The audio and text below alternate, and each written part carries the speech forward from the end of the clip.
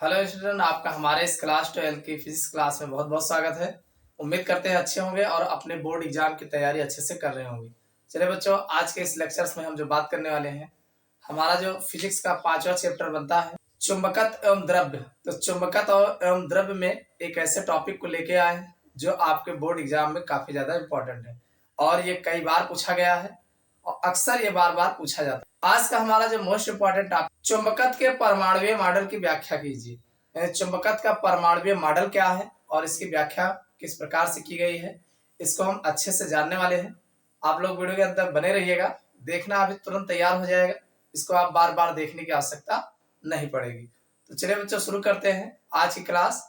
इसके पहले के लेक्चर्स अगर आप लोगों ने नहीं देखा है तो नीचे डिस्क्रिप्शन में प्लेलिस्ट मिल जाएगा, वहां जा करके आप सभी वीडियोस को देख करके अपने फिजिक्स केमिस्ट्री की तैयारी जो है अच्छे से कर सकते हैं। तो चलिए शुरू करते हैं, देखते हैं चुंबक का परमाणुीय मॉडल होता क्या है। देखो बच्चों, अगर हम बात करें चुंबक का परमाणुीय मॉडल, तो चुंबक के परमाणुीय मॉडल की व्याख्या जो है इस प्रकार किया गया है। देखो भाई, आप जानते हैं कोई भी पदार्थ है, जो कोई भी पदार्थ अगर होता है तो कोई भी पदार्थ जो होता है असंख्य मतलब बहुत से परमाणुओं से मिलकर बना होता है। कोई भी पदार्थ अगर है तो वह जो है असंख्य मतलब बहुत से परमाणुओं से मिलकर बना होता है। परमाणु आपस में मिलकर पदार्थ का निर्माण करते हैं। तो अब ये जो परमाणु होते हैं, आप जानते हैं हर एक परमाणु के केंद्र पर नाभिक होता है। क्या होता है? परमाणु के केंद्र पर नाभिक होता है और नाभिक में प्रोटॉन और न्यूट्रॉन होते हैं। इलेक्ट्रॉन उसके चारों ओर जो है दीर्घवृत्तीय कक्षाओं में चक्कर लगाते हैं। इतना तो आपको अच्छे से पता है कि कोई भी परमाणु होता है तो परमाणु के बीच में एक नाभिक होता है और उसके चारों ओर इलेक्ट्रॉन जो है चक्कर लगाते रहते हैं। यह बात आपको क्लियर पता है। तो वही हमने लिखा है, प्रत्येक पदार्थ जो होता है असंख्य परमाणुओं से मिलकर बना होता है। कोई भी पदार्थ जो है असंख्य परमाणुओं से मिलकर बना होता है और प्रत्येक परमाणु के केंद्र पर एक धनावेशित नाभिक होता है।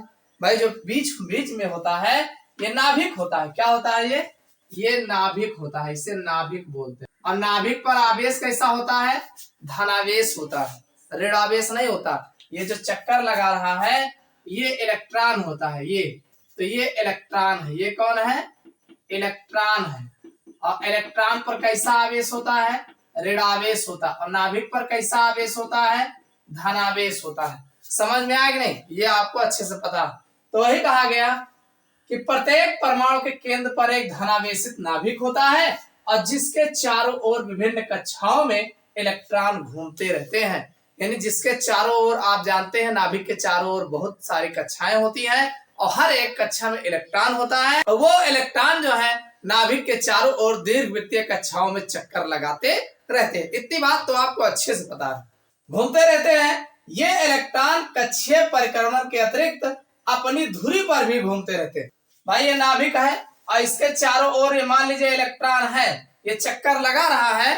तो परमाणु के नाभिक के चारों ओर तो चक्कर लगा ही रहा है, साथ में इलेक्ट्रॉन जहां रहता है उसको अपनी धुरी के भी चारों ओर चक्कर लगाता है। समझ में आया कि नहीं? यानी भाई ये इलेक्ट्रॉन है तो अब इलेक्ट्रॉन ये घूम रहा है ऐसे नाभिक के चारों ओर, लेकिन साथ में ये भी घूम रहा है। जैसे पृथ्वी है, सूर्य के चारों ओर चक्कर लगा रही है, तो सूर्य के चारों ओर चक्कर तो लगा ही रही है, साथ में अपनी धुरी पर भी घूम रही है। तभी तो दिन रात हो रहा है, वो अपनी धुरी पर भी घूम रही है। तो वही कहानी यहाँ पर है कि नाभिक के चारों ओर इलेक्ट्रॉन चक्कर तो लगा ही रहा है, साथ में वो अपने धुरी पर भी चक्कर लगा रहा है। तो वही कहा गया, ये इलेक्ट्रॉन कक्षीय परिक्रमण के अतिरिक्त अपनी धुरी पर भी घूमते रहते हैं। समझ में आया कि नहीं? जहां पर रहते हैं वहां पर भी ऐसे घूमते रहते हैं अपनी धुरी पर और साथ में परिक्रमा कर ही रहे हैं। ठीक, तो वही कहा गया घूमते रहते हैं, इसे चक्रण कहते हैं। और जो अपनी धुरी पर घूमता है, अपने स्थान पे ही ऐसा घूमता रहता है, उसे चक्रण कहा गया। देखो, अपने स्थान पे घूम रहा है तो चक्रण कहा गया। और ये पूरे जो नाभिक के चारों ओर घूम रहा था, परिक्रमा कहा गया, कक्षीय परिक्रमण बोला जाता है इसके। तो ये कहा गया इसे चक्रण कहते हैं। और चूंकि प्रत्येक इलेक्ट्रॉन आवेशित होता है, एक समस्या ये भी है कि हर एक इलेक्ट्रॉन पर आवेश होता है और वो भी कैसा आवेश होता है? ऋण आवेश होता है। तो चूंकि प्रत्येक इलेक्ट्रॉन पर इलेक्ट्रॉन आवेशित होता है अतः कक्षीय अथवा चक्रण गति करता हुआ इलेक्ट्रॉन एक धारावाही लूप या चुंबकीय द्विध्रुव की भांति व्यवहार करता है। अब चूंकि ये इलेक्ट्रॉन गति कर रहा है, भले वो कक्षीय गति कर रहा हो या चक्रण गति कर रहा हो, गति तो कर रहा है ना, तो गति करने के कारण अब ये जो है धारावाही लूप की भांति व्यवहार करता है। यानी जो लूप होता है धारावाही लूप की भांति व्यवहार करता है। इसी कारण परमाणु में चुंबकीय आघूर्ण होता है। और जब धारावाही लूप की भांति कार्य करता है तो परमाणु जो होता है उसमें जो है चुंबकीय आघूर्ण उत्पन्न हो जाता है। क्या उत्पन्न हो जाता है? चुंबकीय आघूर्ण उत्पन्न हो जाता है। परमाणु में चुंबकीय आघूर्ण का अधिकांश भाग, अब ये जो परमाणु में चुंबकीय आघूर्ण उत्पन्न हो रहा है, ये ज्यादा से ज्यादा जो अधिकांश भाग होता है 90% इलेक्ट्रॉनों के चक्रण के कारण होता है। यानी इलेक्ट्रॉन जो अपनी धुरी पर घूम रहा है इसके कारण होता है। यानी 90% चुंबकीय आघूर्ण जो है इलेक्ट्रॉन अपनी धुरी पर घूम रहा है इसके कारण होता है। बाकी जो कक्षीय परिक्रमण कर रहा है यानी नाभिक के चारों ओर घूम रहा है, इसके कारण बहुत कम आघूर्ण उत्पन्न होता है, लगभग 10% उत्पन्न। इतनी बात समझ में आई? चुंबक का परमाणुवीय मॉडल। तो ये परमाणुवीय मॉडल क्या है भाई? चुंबक का परमाणु मॉडल यही कहता है कि प्रत्येक पदार्थ जो होते हैं असंख्य परमाणुओं से मिलकर बना होता है। हर एक परमाणु के बीच में जो है नाभिक होता है और नाभिक के चारों ओर इलेक्ट्रॉन्स जो होते हैं दीर्घवृत्तीय कक्षाओं में जो है चक्कर लगाते रहते हैं। और ये विभिन्न कक्षाएं, नाभिक के चारों ओर बहुत सारी कक्षाएं होती हैं और उन सब में इलेक्ट्रॉन्स होते हैं और सब इलेक्ट्रॉन दीर्घवृत्तीय कक्षा में चक्कर लगाते हैं। अब चूंकि इलेक्ट्रॉन पर ऋणावेश होता है, वह चक्कर लगा रहा है, तो चक्कर दो तरीके से लगा रहा है। एक तो दीर्घवृत्तीय कक्षाओं नाभिक के चारों ओर लगा रहा है और दूसरा इलेक्ट्रॉन अपनी धुरी पर भी घूम रहा है। तो दो तरीके से चक्कर लगा रहा है, एक तो धुरी पर घूम रहा है और दूसरा दीर्घवृत्तीय कक्षाओं में चक्कर लगा रहा है। अब चूंकि इलेक्ट्रॉन जो नाभिक के चारों ओर गति करता हुआ कोई भी इलेक्ट्रॉन है, तो चूंकि गति करता है तो एक चुंबकीय आघूर्ण उत्पन्न करता है।